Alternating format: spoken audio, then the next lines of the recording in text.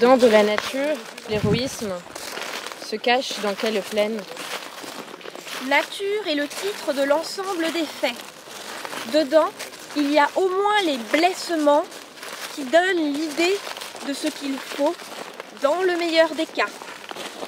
Encore que citations, exemples et résumés n'aident qu'en cas de malheur intégral.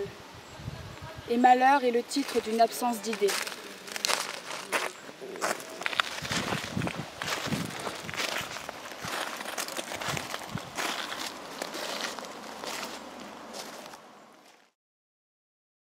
Je garde une affection particulière pour Garde-Manche hypocrite. Et à proprement parler dans la poésie, je suis touchée par les chants populaires parce que je trouve qu'il y a vraiment un aboutissement, une clarté, un acte de donation extrêmement fort. Et également par un journal, par la souffrance aussi qui peut s'y exprimer, l'état de quête de l'art poétique ou de perte de l'art poétique qui s'y inscrit. Et puis sinon, ma pensée s'est trouvée modifiée par la lecture de la préface de Philippe Becq à la poétique d'Aristote, qui est véritablement un chef-d'œuvre de densité, d'inventivité, et qui est un art poétique accompagnant la poétique à part entière. Cette impersonnalisation dans le vers dont Mallarmé a fait l'expérience ne génère plus une impossibilité grandissante de la poésie, mais un dénouement et une popularité, un dénouement de cette impossibilité. Le vers, au contraire, devient un instrument projectif vers une popularité et vers une confiance dans le langage. Alors, mon intervention, c'était en vue de la plus grande clarté de point, la scène comme possible du poème. Avec la popularité du poème ou le dénouement d'un drame de l'expression. Donc, ce que j'entreprends ici est une approche historico-critique qui se situera en marge du poème et ainsi inévitablement très en retard par rapport au poème. Cette approche est fondée avant tout sur des essais de Philippe Becq. Je pars de deux postulations dont il va s'agir, très générales, dont il va s'agir de préciser et de confronter les énoncés. Premièrement, l'histoire de la poésie moderne et contemporaine est celle des aventures et des mésaventures du romantisme. Deuxièmement, l'œuvre poétique et critique de Philippe tire sa force et son intensité de se situer avec lucidité dans cette histoire.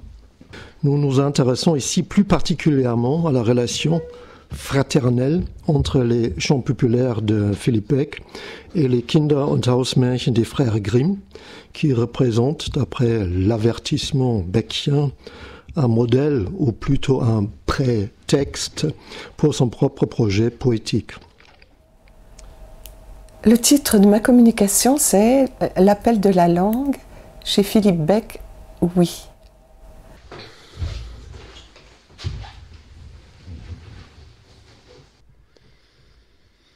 Si poésie est recherche d'une conjonction officielle de danse et de pensée, donc je cite, si son discours réel est champ physique du sens, alors il est forcément possible d'en saisir une logique du sens sensuelle. Elle a forcément des arrêts, des hyperboles, des descentes, où la pensée réalise sa pulsation en la dépliant. Il eût été impossible, car faux, d'aborder ce qui suit sans avoir en mémoire les florescences internes de ce qu'est un poème beckien et le statut de ce qui peut faire d'un poème un objet et non une bribe de discours. Merci, c'est magnifique. C'est une chevelure. Oui, c'est les cheveux, oui. Oui, c'est les cheveux rythmiques. Le tressage, c'est la corde. Hein, c'est la corde reconstituée. C'est ça. Hein. Ouais. Voici des lyres durs ou des poèmes cordés. Durs par fermeté et contenant ceux de sentiments ou constance de musique, constance de fond. La grosse corde y musique par des ragages et des stries. Le plumage sonore se tresse comme un tirceau de plumes, puis lisse ou flatte une grosse caisse inverse, fleur baguette sur la harpe discontinue, cette peau aérienne et tombante appelée vie, et reprose les ficelles P.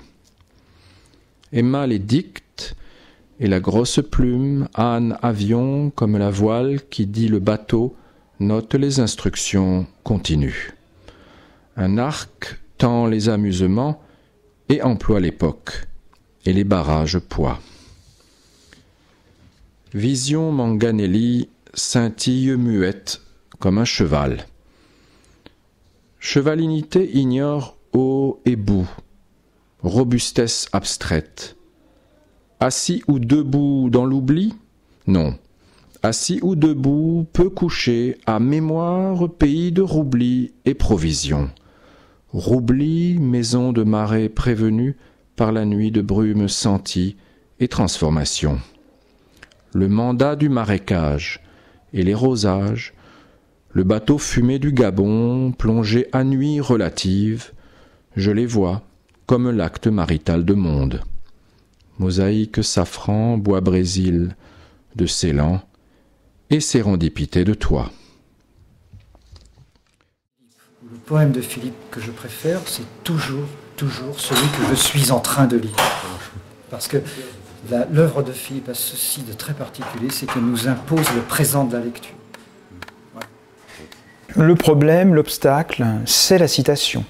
Mais en même temps, comme il utilise le texte de Mandelstam qui dit que les citations sont des cigales, on les attend dans l'oreille, qu'elles passent par la bouche. Extrait d'un de ses tout premiers livres qui est Rude Merveilleux et qui dit « Tout lire de notre temps lentement ». La clarté mouillée, noire des vagues, au cœur des automobiles. La première fois qu'on lit ça, franchement, on n'y comprend rien, puis c'est bizarre, automobile, enfin, ça fait pas image poétique. Ça fait pas image poétique traditionnelle. Puis après, donc du coup, on écoute. La clarté des vagues, mouillée noire. 2-1, 2-1. Au cœur des, 3 monosyllabes, automobile. Le terme le plus long des 2 vers, 4 syllabes. Puis après, l'écoute réouvre une entente. Donc on se demande bêtement de quoi ça parle. Est-ce que je pourrais rattacher ça à quelque chose de très simple, quoi, de ma vie à moi quotidienne? Qu'est-ce que ça me dirait, quoi? Et finalement, tout bêtement, si on prend littéralement les 2 vers, la clarté des vagues mouillées noires au cœur des automobiles, c'est une sorte de court-circuit entre la marée noire, les marées noires qu'il y a eu dans les actualités dans les années précédentes, les Erika par exemple, qui ont pollué de manière catastrophique les plages, etc. Eh bien, elles sortent d'où? Elles sortent bien des automobiles. La clarté mouillée, noire des vagues, au cœur des automobiles. Et jamais moins seul que seul.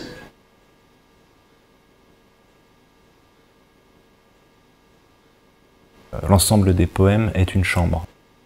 Non pas abaisser le haut, ni hausser le bas, mais bien agrandir le petit en dessous, le prometteur. L'amour, c'est, être l'acte de la puissance de l'autre. Espace et caverne, ou lieu initial et olympial.